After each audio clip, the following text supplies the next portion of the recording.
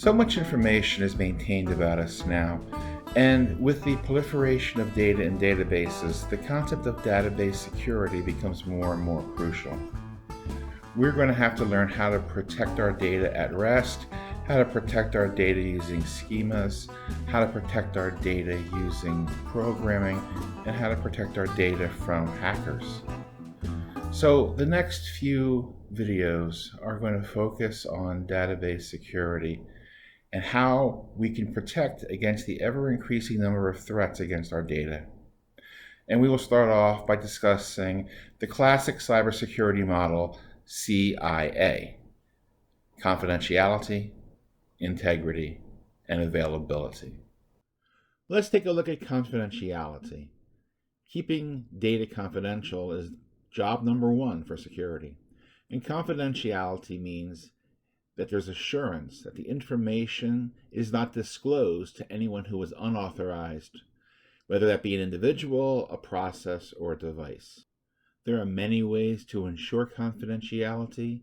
You can use ACLs or permissions on tables to only expose the data to authorized users. You can use views to hide certain columns that might be more confidential, or you can apply encryption to the data that's stored in the database. These and other techniques will help guarantee that your data remains confidential. If confidentiality is protecting our data from being viewed by the wrong people, well, then integrity is protecting our data from being modified by the wrong people. So integrity provides controls on updating data, inserting data, or deleting data. We only want the right people who have a custodial relationship to the data to be performing such updates, inserts, and deletes. Typically, the number of users who can update, insert, and delete is much smaller than the number of users who can select. So database integrity ensures the accuracy and the consistency of data entered into your relational database. Finally, we come to availability. And availability we define as timely, reliable access to data and information services for the authorized users. Now you might be saying to yourself, why is availability so important?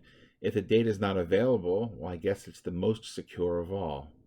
But the reason availability comes into play is that a lot of our data is needed in order to preserve the security of other systems. Whether we're trying to preserve patient information by having a patient database where we can tell if a patient took a drug or a placebo, there's a lot more to security beyond just the information itself. It's how the information is used. And if key information is not available to decision makers, they might make the wrong decision. So the availability of data most certainly is part of the CIA model. And we want to prevent loss of access to the relational database so that users can use the data as they see fit and when they see fit. That's important consideration. As you will learn in cybersecurity classes, there are 4 security layers. And yes, integrity is repeated as one of those layers.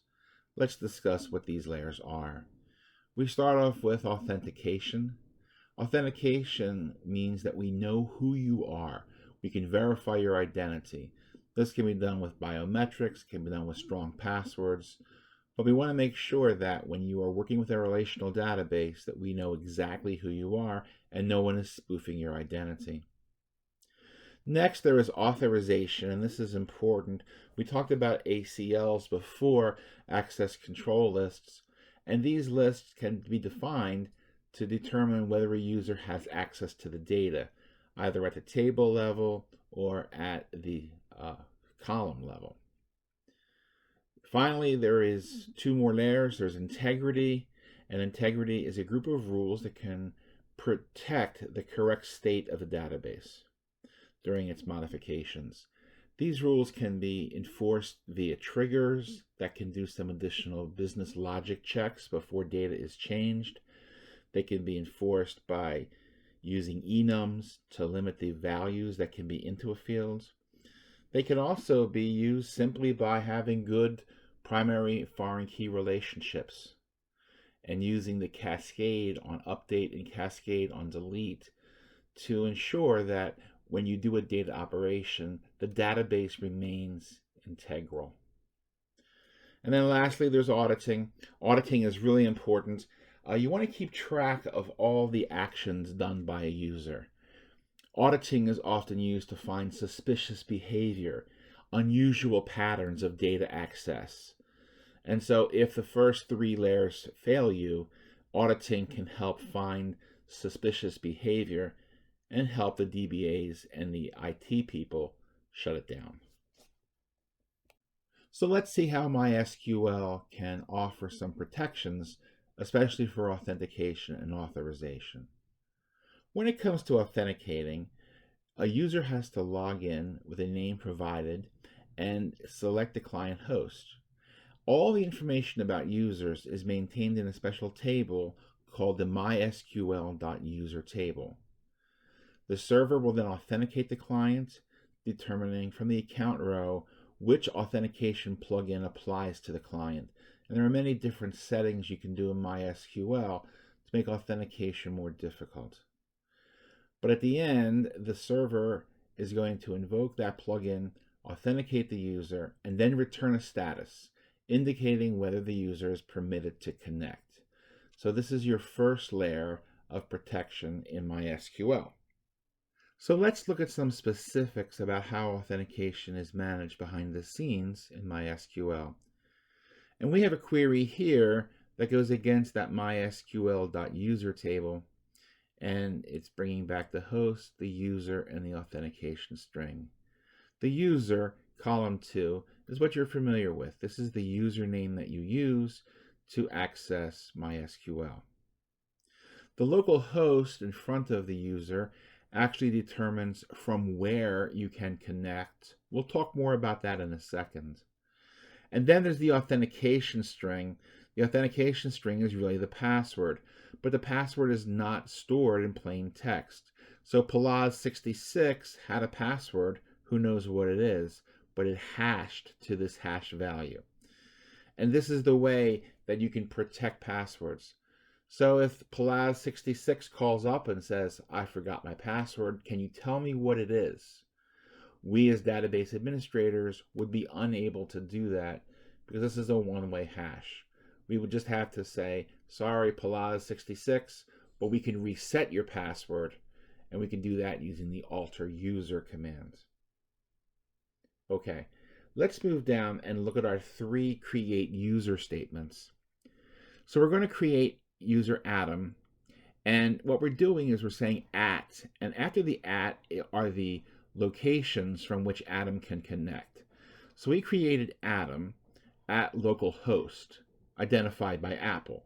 Probably not the best password, but just here for illustration. So what this means is that Adam can only connect from the machine itself.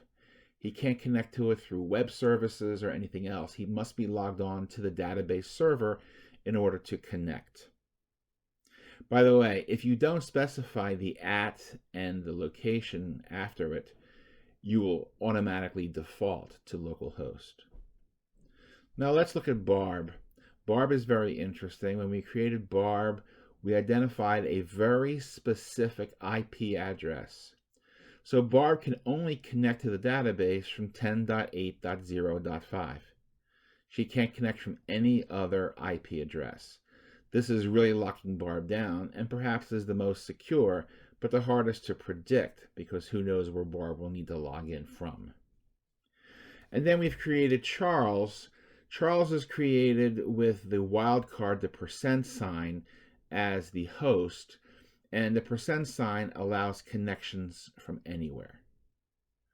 So this is how you would create users, and if you wanted to change a user's password, you would just substitute the word create with the word alter, and the syntax would be the same. Now, we talked earlier about the different ways you could authenticate, and one of those is a user variable for MySQL. And so we're looking at the variable name default authentication plugin. And you have many different options for this. to improve your security or to select the hashing algorithm that you want to use. In this case, we're using an SHA-2 algorithm to hash the password, but there are other values you can choose. So this is some examples of how we can, as DBAs, set up our users with the correct passwords, the correct locations to connect from, and the correct approach to hashing their passwords. So let's move on to authorization now.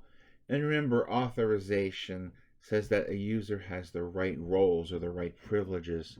And we're not going to go through all of these different options, but look at these attributes of a user. You can determine whether a user can only do select statements, or whether they can do inserts or updates or deletes, creating tables, dropping tables, shutting down the database, altering privileges, locking tables. There's many different controls you can place on a user so that they have the right permissions. Don't just give every single user select, insert, update, and delete privileges.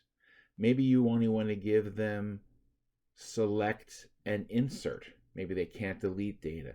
So think about your users. Think about what's the most secure way to have them be authorized in terms of their roles. You can look these up. You can see what these do, and then develop security policies so that users can do only exactly what you want them to do. And these attributes apply to the entire user. So if you said a user did not have delete privileges, then a user could not delete from any table in the database. If you said the user did not have drop privileges, then a user could not drop any tables. So if the previous slide referred to authorization of a user across all tables, you can also be more granular with authorization, and you can have authorization that is table specific. So here is Adam, who we created before, and we can grant all privileges on Adam to his own schema. That's what the first grant is doing. We can also look at other schemas. Here's the Sequila database. Maybe for the Sequila database, we want Adam to be able to select and run some stored procedures, but that's it. So we can grant him select and execute on Sequila. And here's Adam as he applies to the AdventureWorks database. And maybe for the AdventureWorks database, all we want Adam to do is select. And so we're going to conclude with this prevailing concept, really very important for security. It's called the principle of least privilege. And it's kind of a need-to-know basis, or really a need-to-do basis. So the principle specifies that no activities should be permitted unless there is an explicit need for that transaction. In other words, access you are guilty unless proven innocent. It's better to make an error to be more conservative and more strict than it is to be too lenient with security. So, in other words, nobody should be granted a level of access above what they need to carry out their job function on a daily basis. And with MySQL, there are things called role-based access controls. And what we can do is we can use this, it's called RBAC. We can use RBAC to collect lots of privileges and group them into a role. So for example, anyone who's in the HR department might have these privileges on a set of tables. Anyone in the IT department might have a different set of privileges. And you can granularize this to the department level and or to the role level. Maybe project managers have a certain level of access that other employees do not have. So in a large organization, rather than dealing with Adam and Bruce and Sylvia and every individual name, we would grant privileges on tables to not individual users, but to role groups, a department, or a job function. And this is the way that authorization can be made more manageable. It also helps protect if users change departments. If I left the HR department and went to the IT department, you would expect that my privileges would change. So we would actually remove the user from the HR department, place them in IT, and then they would inherit all the correct privileges for that role.